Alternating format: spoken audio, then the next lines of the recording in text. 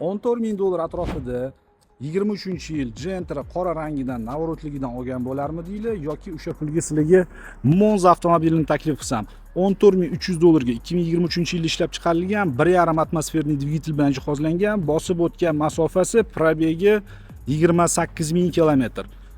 Fikringlarni kommentariyada kutib qolamiz.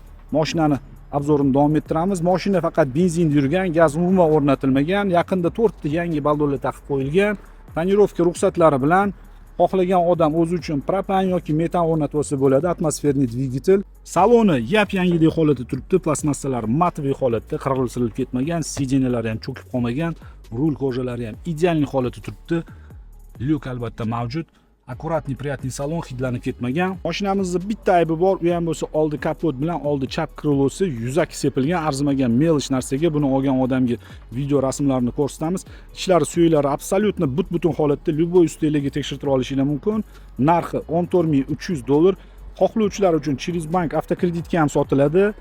Telefon raqamlarini har doimgidek video opisaniyasida va video kommentariyasida qoldiramiz. Qiziqqan aloqaga chiqinglar, kelinglar, ko'ringlar, baraka qilib olib ketinglar. Manzil Toshkent shahar. Kanalga obuna bo'lishni esdan chiqaringiz. Bitta like sizlardan o'rgilib ketsin.